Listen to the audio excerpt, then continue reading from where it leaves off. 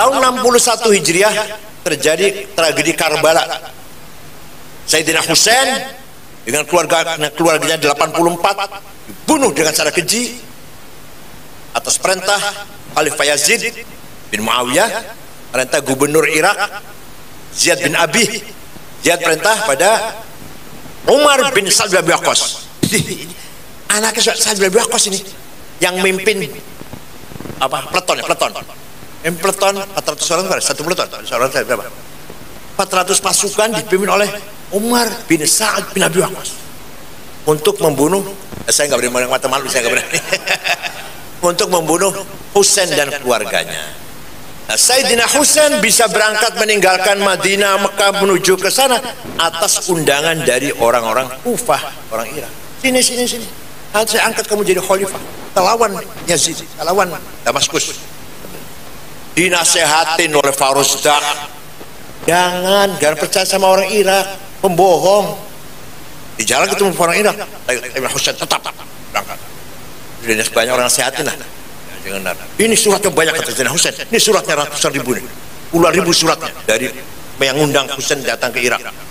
Nah, setelah dikepung, Sayyidina Husain, Assalatu wassalamu alaik.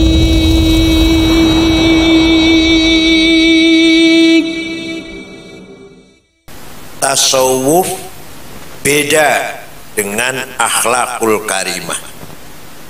Tasawuf bukan akhlak. Akhlak hanya berbicara sulukiyat, perilaku lahir, tawadhu dengan orang tua, hormat tamu, hormat tetangga, silaturahim, ta'ziyah. Ini akhlakul karimah. Tapi kalau tidak dibarengi dengan ikhlas, dengan hati yang bersih, itu dari kacamata tasawuf nol besar. Pas silaturahimnya, ta'ziyahnya sudah menjadi akhlakul karimah, sudah menjadi simbol akhlakul karimah. Tapi dari kacamata tasawuf, kalau nggak dari hati yang bersih, nol besar, nggak ada artinya apa-apa, la ma'nalah. Kemudian tasawuf bukan pula ilmu hikmah. Ilmu hikmah ada sendiri, tokoh-tokohnya, kitab-kitabnya, literaturnya ada sendiri. Ali Al-Buni, apa lagi? Ya Allah, Pak Al-Jawahir Khamis, namanya kitab Al-Jawahir Khamis. Pokoknya yang ahli hikmah lah. Kitabnya Syamsul Ma'arif, Syumusul Anwar, dan Ibn Arabi. Walhasil yang bicara tentang ini, kalau hikmah puasa sekian hari baca ini, nanti gini. Kalau mau bisa terbang, mau sakti, mau apa, mau tahu, yang mau bati orang lah. Itu namanya ilmu hikmah. Itu sama sekali bukan tasawuf, sama sekali bukan. Karena ilmu hikmah itu tokohnya ada sendiri, tujuannya pun ada sendiri, tujuannya, targetnya. Saya baca ini sekian hari, baca ini puas sekian hari, nanti bisa terbang atau bisa ngilang, saktian lah. Kalau ilmu hikmah, siapapun bisa mendapatkan, walaupun kelakuannya masih nggak benar, asal dilakoni sesuai dengan aturan. Bahku Cirebon itu sangat ahli ilmu hikmah. Kiku Cirebon, dia punya haji 3, 1 Titi Murti, bisa memahami bahasanya binatang. 2 Halimun, dan bisa kelihatan besar raksasa. Itu Kiku Cirebon terkenal saktiannya. Jadi saya walaupun dari Cirebon nggak mewaris itu. Walhasil ilmu hikmah bukan tasawuf. Jadi tasawuf itu apa? Tasawuf adalah taurah ruhaniyah, revolusi spiritual, revolusi ruh. Jadi tasawuf itu revolusioner, dinamis, nggak akan berhenti. Orang sufi nggak akan berhenti. Sudah mendapatkan makom taubat, masih belum puas, ingin naik makom zuhud, makom warok. Sudah dapat makom warok, ingin naik makom zuhud. Dan makam zuhud naik makam ridho, syukur, terus dan seterusnya. Sabar, ridho, syukur, habba. Jadi orang sufi itu bukan orang yang pasif, dia orang dinamis. Juga orang sufi itu yang mengetahui, memahami kondisi saat itu. Maka kata Imam Junaid, as-sufi ibnu waqti. Sufi itu adalah anak zamannya. Jadi kalau sufi itu orang ketinggalan, enggak plonga-plongo, enggak ngerti apa-apa, enggak. As-sufi ibnu waqti. As-sufi la launa lahu. As-sufi kalma'i la launa lahu. Sufi itu bayangkan air yang enggak ada warnanya. Launuhu launu inaih. Warnanya tergantung wadahnya. Kalau wadahnya embernya merah, kelihatan air merah. Embernya hijau, kelihatan hijau. Airnya sendiri nggak punya warna. Nah, orang sufi artinya apa? Orang sangat fleksibel, bisa menyesuaikan diri di setiap saat, setiap era, setiap zaman. Ini sufi yang beneran ya, sufi beneran nih. Nah, sekali lagi, tasawuf merupakan ilmu qulub, ilmu hati, bukan ilmu hikmah, bukan ilmu perdukunan, bukan ilmu qulub, ilmunya hati, bukan juga ilmu nafas. Ilmu nafas, ilmu jiwa masih kaitannya dengan an-nafas, bukan pula ilmu akhlak, akhlak dan etika perilaku. Kalau mau rinci sedikit, manusia itu pertama memiliki al-quwwatun natiqah, the power of intelligence, kecerdasan adanya di otak. Maka otak, di dalam otak ada beberapa titik, ratusan ribu titik elektrik, listrik. Kalau berpikir fokus, panas kepala kan, karena listriknya menyala semua. Orang katanya manusia ini yang rata-rata paling maksimal berpikir murni sehari semalam 4 jam. Kalau dikumpulkan hanya 4 jam. Jadi yang namanya otak tuh berjalan hanya 4 jam kalau dikumpulkan jadi satu. Orang insinyur lagi gambar apa?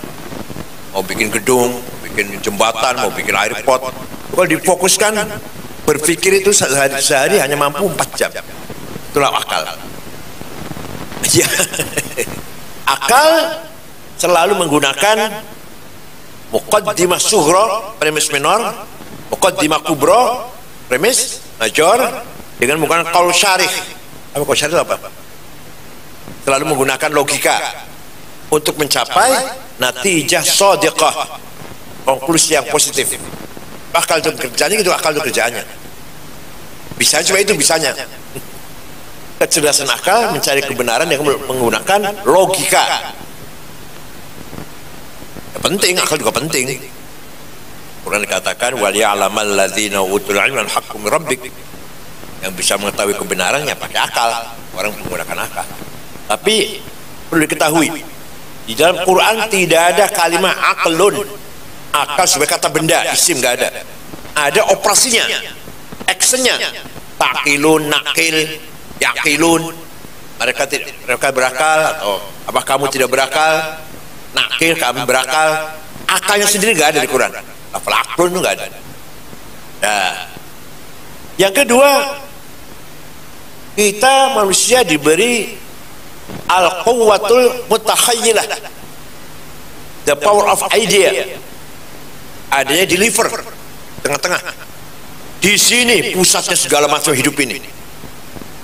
Cita-cita, kemauan, hawa, nafsu, hasrat, senang, kecewa, gembira, sedih, apalagi ada di liver, al-quwwatul mutakhayyilah. Isinya dua, nafsu ghadabiyah dan nafsu syahwatiyah. Dimulai dengan bayangan dulu. Bayangan kalau saya jadi presiden, oh enak banget itu, dikawal wing. Amin. Ini mutakhayilah. Tapi jangan jangan diterjemahkan khayal bahasa Indonesia. Kalau khayalan bahasa Indonesia itu bahasa Arabnya wahm, halusinasi. Kalau khayal bahasa Arab apa? Lebih tinggi dari itulah, bukan halusinasi, bukan. Ya tekad. Ide, imajinasi ya. Ide. Saya ingin jadi presiden. Karena apa? Karena ada bayangan, khayalan, dugaan yang keras, dugaan yang kuat. Orang jadi presiden enak. Saya ingin banyak uang, mobil bagus, rumah bagus, istri cantik. Itu kan gitu, dari khayalan. Itu adanya di nafsu syahwatiyah. Kalau itu nafsu ghadabiyah tadi ambisi itu.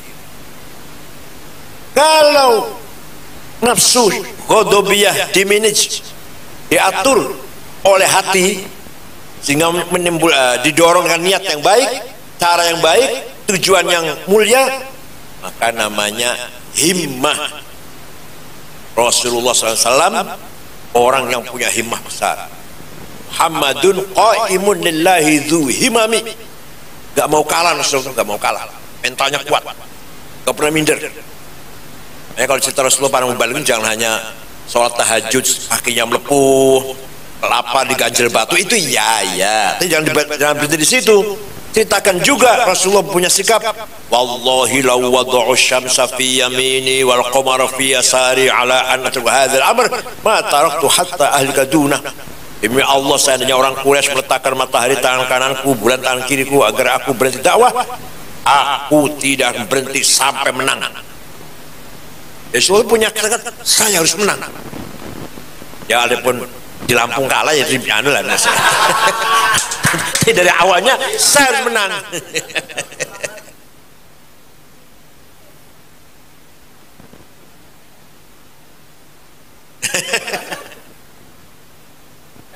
Itu namanya nafsu ghadabiyah. Kalau diri sangat banyak sekali, kalau dirinci banyak sekali. Akibat nafsu ghadabiyah ada takabur, ada ananiyah, ada hasud, ada hiqad, ada suudzon, ada adawah, ada baghdha, kebencian, dan semua nafsu ghadabiyah. Maka kalau didorong oleh niat yang baik, yang niat itu adalah dari kolbu, nanti saya belum masuk kolbu ini, dari kolbu, maka nafsu ghadabiyah menjadi himmah. Tetap saja ada ananiyahnya, saya harus jadi presiden, ada ananiyahnya, kan egois tuh. Oh, presiden cuma satu kok, harus jadi presiden. Direktur, saya harus jadi direktur cuma satu. Anaknya masih ada, tapi anaknya yang baik, karena didorong dengan niat yang baik. Saya harus jadi DPR, jadi DPR harus menang, boleh itu. Datangnya nafsu ghadabiyah didorong dengan niat solihan, niat yang baik kok, dari kolbun niat datangnya, maka menjadi baik himmah, tapi tetap ada anaknya.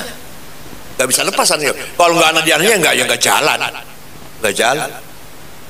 Saya harus kaya, syahwatiyah. Kalau niatnya baik, tujuannya baik, namanya azimah, namanya. Ala qadri ahlil azmi ta'til azaimu, ta'ti ala qadril kiramil makarimu.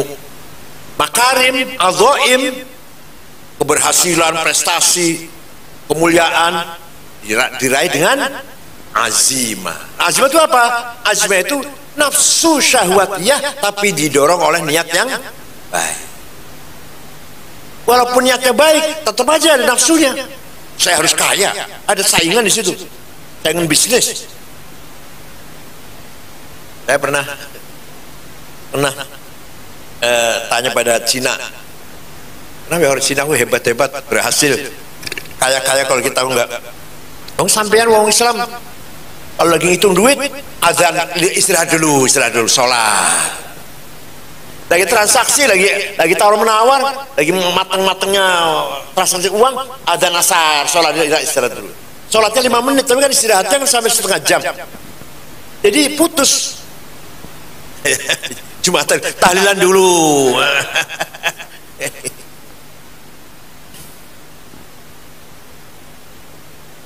Sayyidina Utsman kaya raya, Sa'd bin Abi Waqqas kaya raya, Abdul Qadir Jilani kaya, Abil Hasan Asyadili kaya, Said Muhammad bin Ali Al-Maliki kaya, santrinya ditanggung, semuanya ditanggung, makan, minum, pakaian, obat-obatan, pulang kasih tiket.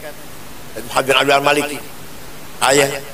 Ya Hasyim Asy'ari ya cukup kaya lah, sawahnya luas, sawahnya jadi mandiri gitu, mandiri itu datangnya dari nafsu syahwatiyah, didorong dengan niat yang solihah, namanya azimah. Ala qadri ahli azmi ta'til azaimu wa ta'ti ala qadri kiramil makari. Jadi kita ini yang paling hebat ini nyatanya itu al-quwwatul mutakhayyilah di dunia ini, khayalan yang mendorong kita, punya himmah, punya azimah. Kalau saya jadi presiden, programnya ini semua dari nafsu syahwat ghadabiyah, dari himmah itu. Kalau saya jadi orang kaya, akan saya buat ini semua datang dari azimah. Yang azimah itu adalah nafsu syahwatiyah. Nah, Al-Quran selalu membangkitkan kita agar menjadi orang yang kuat. Wal yakhshal ladzina law taraku min khalfihim dzurriatan di'afan khaufu alaihim. Jangan sampai kamu mati meninggalkan anak cucu yang lemah. Artinya apa? Artinya kita didorong Al-Quran agar kuat azimahnya, kuat himmahnya. Jadi kalau melarat dosa,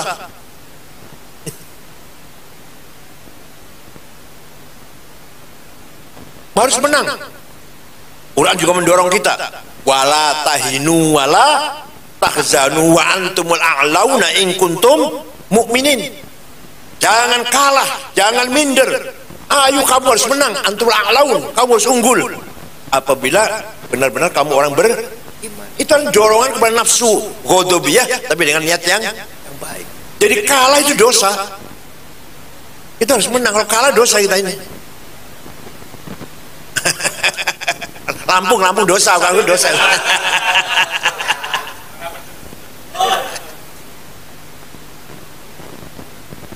Bodoh dosa.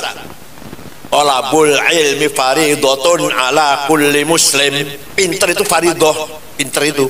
Jadi kalau bodoh, dosa. Semua dorong dengan dua tadi. Nafsu ghadabiyah, nafsu syahwatiyah. Diniati dengan baik maka menjadi himmah dan azimah. Katakan Bung Karno lah contohnya, dengan himmah yang sangat kuat, sangat datang dari cita-cita yang luhur, pantang mundur, gak pernah rasa minder, padahal gak punya apa-apa beda itu ya. Tuh, jadi kita ini hidupnya yang paling menentukan di sini al-quwwatul mutakhayyilah, kemauan kita, kemauan apa? Yang bagian paling pokok, paling penting adalah al-qalbu. Qalbu itulah yang namanya wa nafakhtu fihi min ruhi faq'u lahu sajidi. Malaikat sampai diperintah sujud pada Adam karena Adam punya qalbu. Namanya gitulah. Kenapa malaikat disuruh sujud pada Adam? Karena Adam punya qalbu, malaikat gak punya qalbu. Malah bukan hanya malaikat, semua yang di bumi ini diciptakan oleh Allah untuk manusia. Wa huwallazi ja'ala lakum ma fil ardi jami'an. Semua diciptakan untuk manusia. Ya Allah. Tumbuh-tumbuhan, buah-buahan, angin, panas, matahari, bulan, semuanya untuk manusia. Tumbuh-tumbuhan, binatang, malaikat pun fi khidmatil insan. Melayani kita malaikat itu. Ngatur angin, ngatur hujan, ngatur El Nino ya. Nah, kenapa manusia mulia? Karena punya nafkah robbaniyah yang namanya qalbu. Nafsu menggebu-gebu diatur dengan hati yang baik, dengan niat yang soleh. Ingin kaya, bagus, boleh, harus malah dengan nafsu yang baik. Ingin pinter, ingin sukses, ingin lulus, masih kuliah lah, ingin pinter, ingin menguasai ilmu, ya dari nafsu syahwatiyah. Nafsu syahwatiyah itu jangan kalah dengan tetangga, jangan kalah dengan teman. Dia sudah lulus, saya belum, itu kan Semua dari nafsu, tapi yang didorong dengan niat yang ada dalam kolbu masing-masing.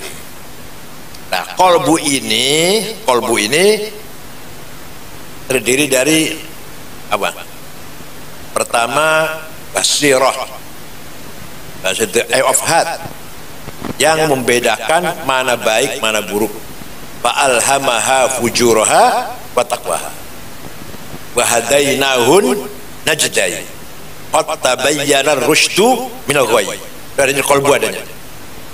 Tahu jujur itu baik, khiyar itu jelek.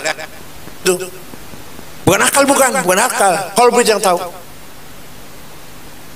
Pemaaf itu baik, pendendam itu jelek. Sabar itu baik, marah-marah itu jelek. Itu kolbu yang tahu itu. Makanya kalau kita punya hawa nafsu kita berlebihan, kolbu nasihatin, jangan, sabar. Saya mau balas dia, saya tempelengin. Jangan. Itu kolbu, itu suara hati itu. Suara korbannya. Nah, apa anak korbannya itu? Hakikatnya, ulir ruhu min amri rabbi. Rahasia Allah itu. Nabi pun nggak tahu. Yang tahu hanya Allah. Apa yang ditiupkan oleh Allah pada kolbu manusia ini. Yang kedua, setelah basirah berfungsi, dalam Quran dikatakan bal insanu ala nafsihi basirah. Setiap manusia punya basirah. Yang kedua, setelah basirah tahu mana baik mana buruk, akan estafet pada yang kedua, namanya domir, conscience, moral. Domir ini ada 3 macam.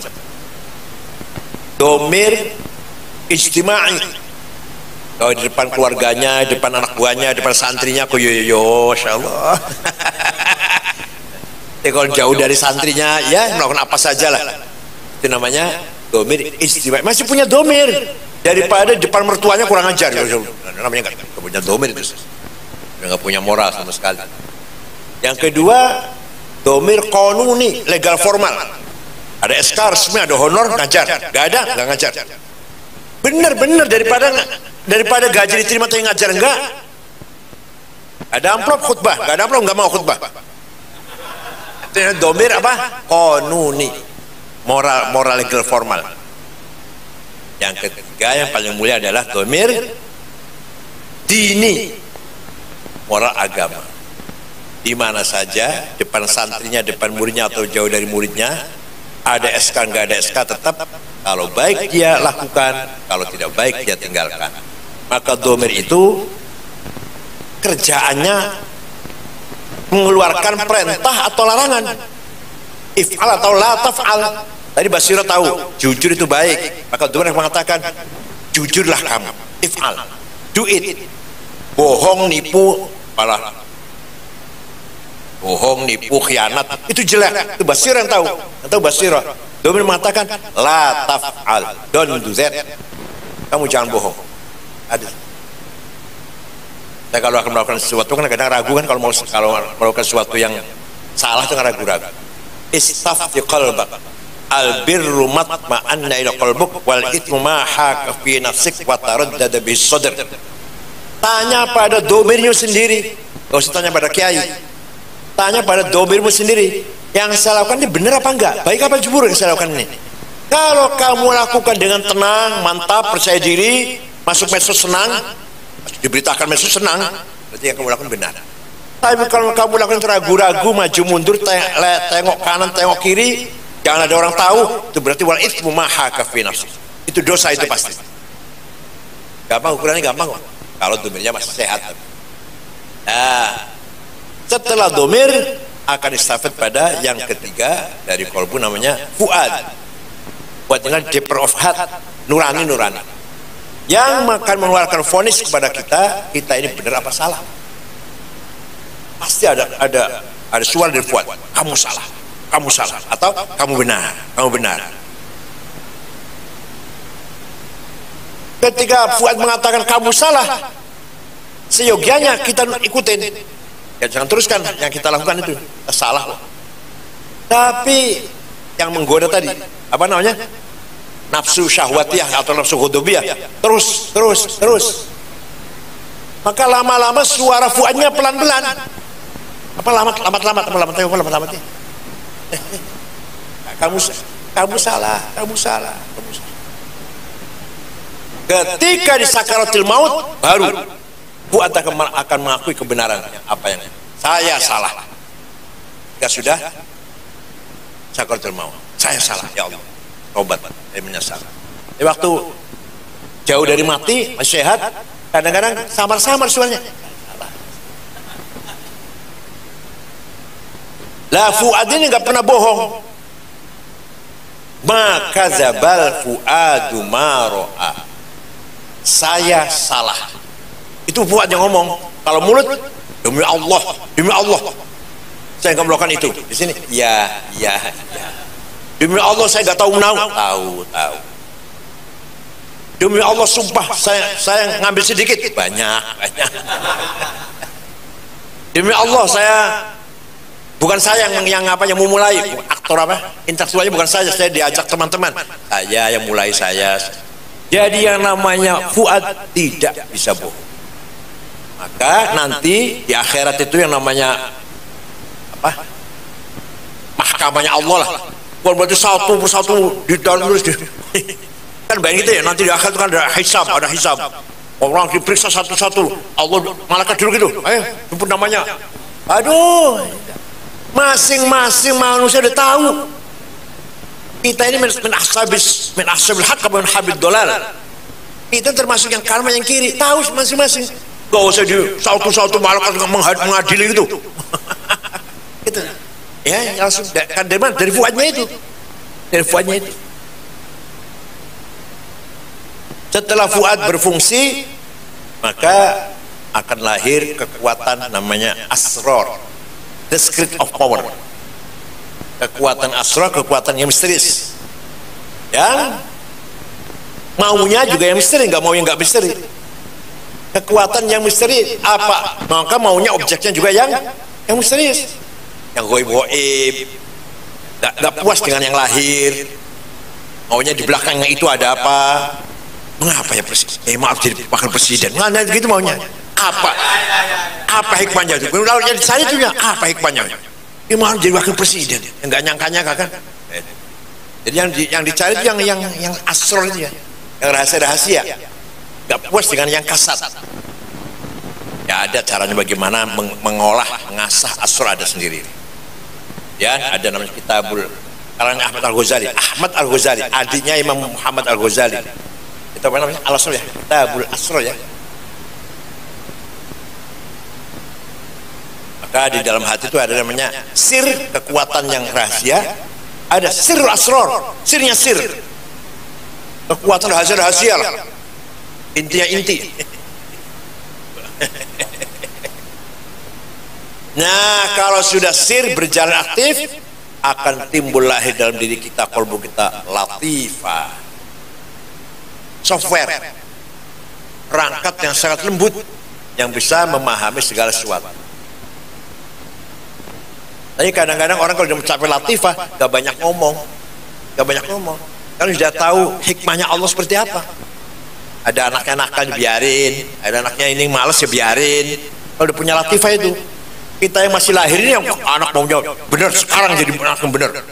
Kita punya anak nakal, maunya sekarang nggak nakal. Kan itu ya kalau kita yang masih berpegang dengan ilmu zahir. Udah ilmu asrar, ilmu lataif, anaknya nakal biarin. Kelihatannya dibiarin kelihatannya. Ini punya anak ini malasnya biarin. Allah yang ngatur semuanya. Ada contoh. Saya punya kakak sepupu namanya Kang Soleh. Bapaknya Ahmad Zaini, menantunya Kang Jafar. Dia punya anak namanya Hasan. Lagi mondok pesantren dari Boyo, disuruh pulang dinikahkan. Ibu saya marah-marah. Dan bibinya ponakannya, walaupun dia terkenal orang baik, orang punya kelebihan, tapi ibu kan bibi ya, jadi berani lah. Kenapa Soleh? Bocah lagi mondok, suruh pulang kawin. Gak jawab, diam aja. Ternyata kurang dari sebulan beliau meninggal. Artinya dia meninggal ingin ada salah satu anaknya sudah nikah dulu. Makanya nanti ini kakak ini sudah menikah akan membantu kehidupan adik-adiknya. Banyak sekali kejadian presiden, banyak sekali. Ya Gus Dur lah paling banyak contoh Gus Dur. Itu juga Banyak sekali keanehan dari beliau. Padahal kalau secara syariat kita lihat Gus Dur ya istiqomah lah harusnya.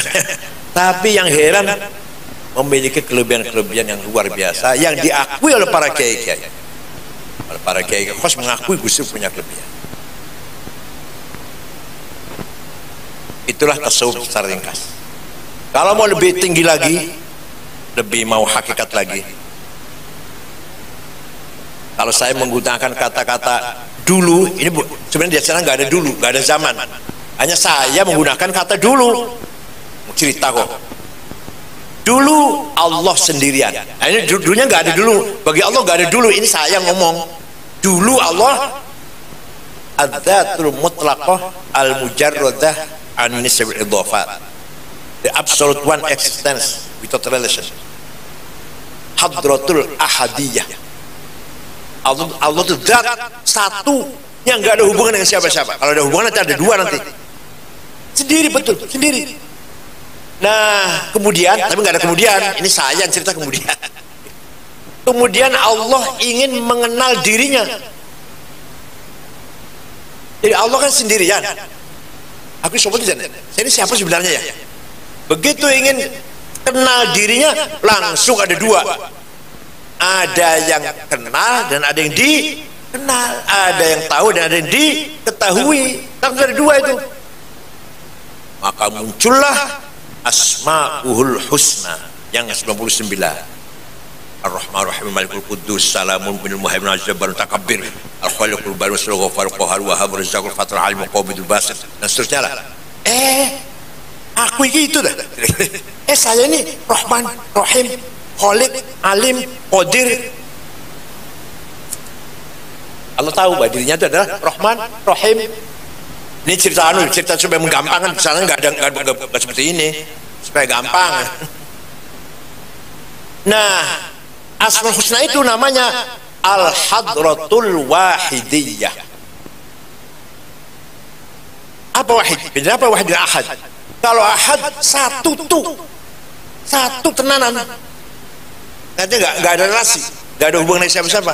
Kalau wahid satu tapi nisbian harus ada relasi. Contoh. Oh, aku itu banyak Khaliq. Oh, ternyata saya ini Khaliq. Begitu dia tahu bahwa dia Khaliq secara otomatis harus ada makhluk. Tidak sekali-kali namanya Khaliq kalau ada makhluk. Oh, saya ini alim dah. Ya harus ada objek yang diketahuinya itu maklum. Oh, saya ini Razik dah. Ya harus ada yang marzu. Maka relasi hubungan alam semesta ini dengan asmanya Allah. Dan kita berdoa dulu, ya Ghani, ya Hamid, ya Muhammad, Aghna bihalik. Itu hubungannya dengan sifat, dengan asma, gak dengan zat, enggak. Zatnya Allah zatnya Allah gak tahu di mana. Yang relasi dengan kita ini adalah asmanya. Ini kaya, ini miskin, ini naik pangkat, ini turun, ini sakit, ini sehat. Adalah ini hidup, ini mati. Yang hubungan apa namanya? Al-Muhyil Mumit. Ini hidup, yang ini mati. Ini mulia, Mu'izz. Ini yang don, Mudil. Ini kaya, Al-Ghani.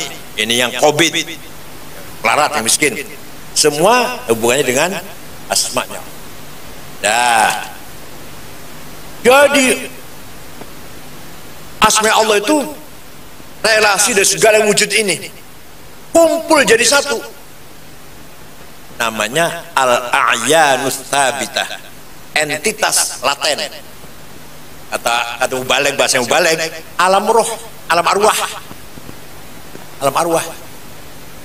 Yang tsabitah itu adalah makhluk yang sudah manifestasi dari asma Allah tapi belum wujud, belum konkret, dari A sampai Z. Tsabitah itu. Disitulah Allah bertanya, alastu bi rabbikum qalu bala. Yang jawab itu ayat tadi.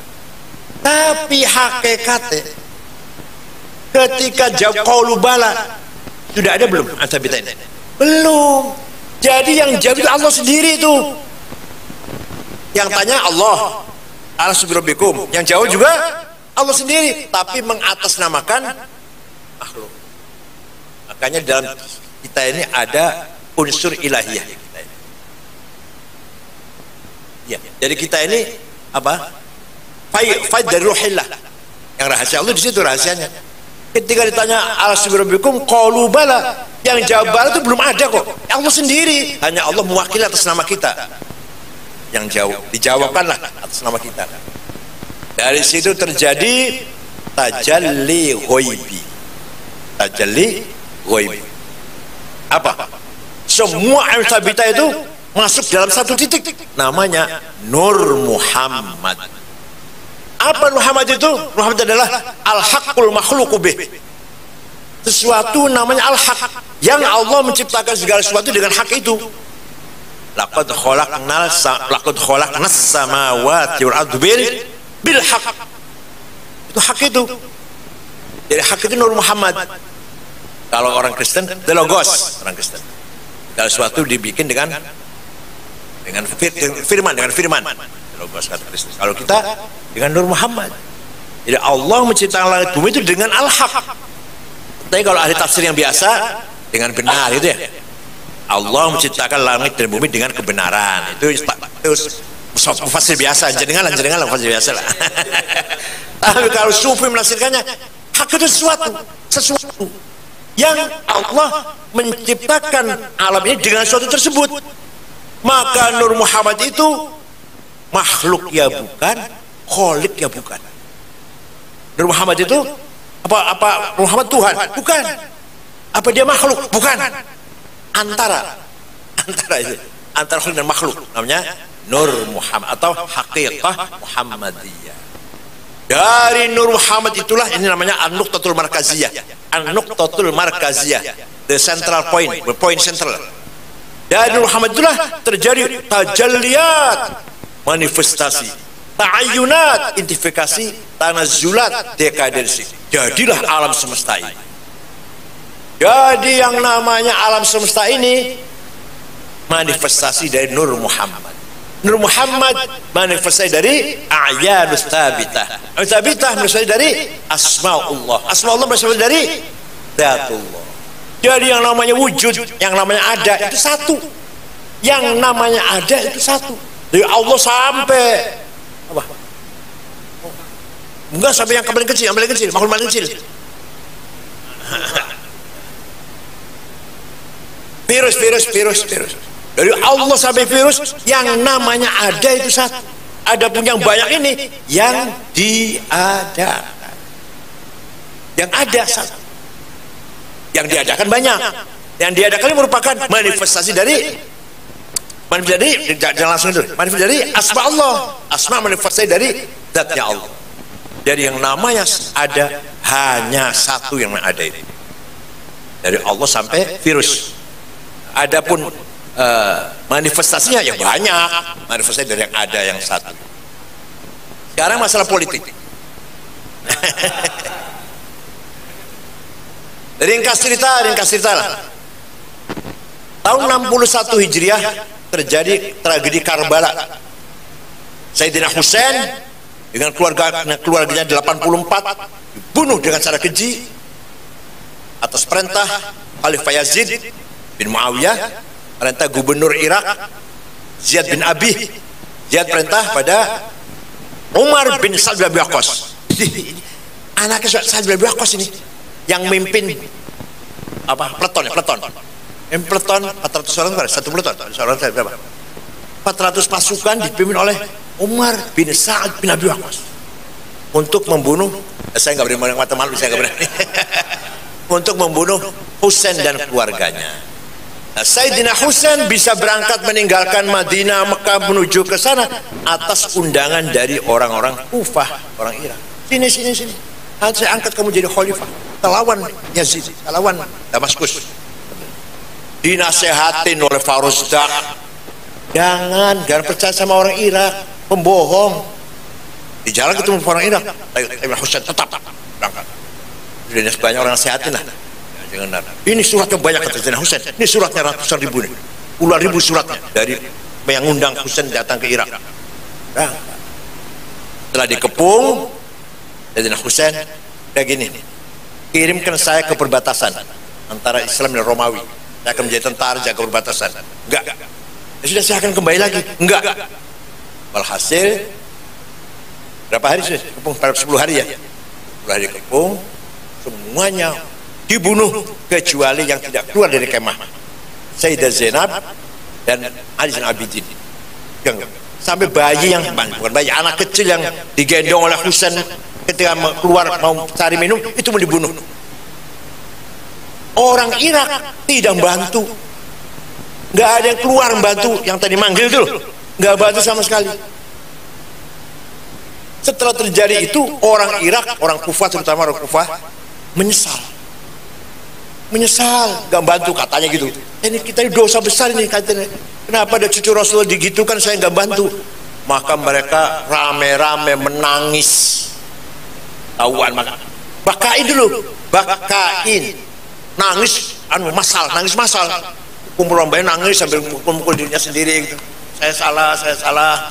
Kenapa Husain lagi digitukan, kita nggak bantu, saya salah. Acara sebulan Asyura itu sampai sekarang. Yang paling keterlaluan Ismailiyah yang di India, makanya sampai pakai apa? Pisau, ya apa namanya? Pakistan. Kalau di Iran sendiri enggak. Dari Bakain lahir Tawabin. Gerakan bertobat, gerakan banyak satu orang Tata Java, Junub, Al-Madojim itu pribadi. Ini gerakan itu bertobat bareng yuk, istighotah lah. Ya, bertobat masal, ya sambil proposal juga sih. Yang gak ada proposal gak jalan. Nah, ini tobat masal, nangis masal. Adalah gerakan apa?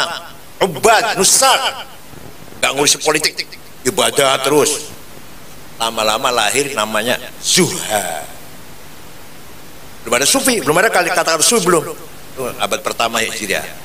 Pertama kali ada kata sufi.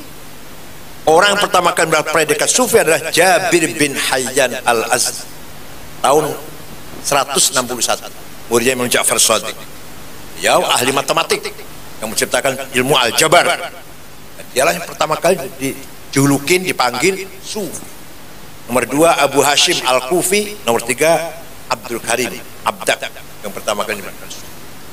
Orang pertama kali mendefinisikan tasawuf Imam Ma'ruf Al-Karhi tahun 200 Hijriah. Baru ada definisi tasawuf itu apa? Al-akhdhu bil haqa'iq wal ya'su mimma fi aidil khalaiq. Menggapai kebenaran hakikat, berpaling dari kepalsuan.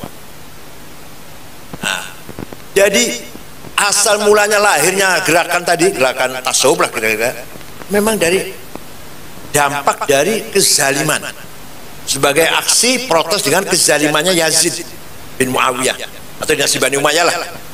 Akan terjadi gerakan-gerakan yang menunjukkan kita punya jalan benar, kita punya pilihan yang benar. Kamu ahlul dolal, kamu ahlul fasad, Anda ahli kerusakan, kehancuran, kamilah ahlul hak. Hingga orang sufi kadang monopoli kebenaran. Saya paling benar. Kira-kira yang ngomong sih enggak. Merasa elit gitu, merasa elit. Tapi dalam sepanjang sejarah memang luar biasa. Tasawuf telah memberikan warna peradaban Islam. Sangat unggul, sangat cemerlang, di mana tokoh-tokoh tasawuf, kalau kita lihat sejarah, orang luar biasa, orang hebat semuanya lah. Al-Junaid, Uthman Al-Makki, Husain An-Nuri. Terjadi ketegangan antara sufi dan fuqaha. Fuqaha mementingkan dohir syariat, sufi mementingkan batin. Lahirlah seorang Imam Abu Hamid Muhammad Al-Ghazali yang mengharmoniskan antara syariat dan hakim. Dan tulisan kitab Ihya, bab pertamanya syariat dulu, bab air, bab ilmu, bab sholat, terus terakhirnya nanti Rubu'ul Munjiyat dan Rubu'ul Muhlika. Apa-apa yang menyelamatkan manusia dan apa-apa yang menjerumuskan manusia. Jadi syariat yang ditinggal. Walhasil itulah sekelumit tentang tasawuf. Pada dasarnya kesimpulannya, tasawuf itu bisa dikatakan juga sikap politik. Politik yang apa tadi?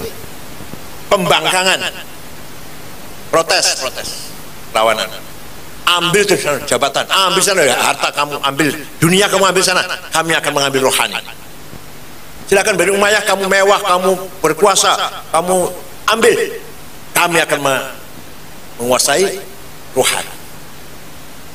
Jelas sih, masih terasa sampai sekarang. Kalau kiai-kiai kan berarti kan penguasa rohani. Kalau lurah atau RT atau bupati kan penguasa lahir. Masyarakat sangat cinta pada kiai, tanpa disuruh, tanpa diperintah, taat. Berarti penguasa rohani. Tapi pada bupati pura-pura cintanya itu, taatnya, ya kan? Karena ada amplop. Itu saja, mudah-mudahan ada manfaatnya. Syukran. Wa dumtum fil barakati wan najah wallahu a'lam. Wassalamualaikum warahmatullahi wabarakatuh.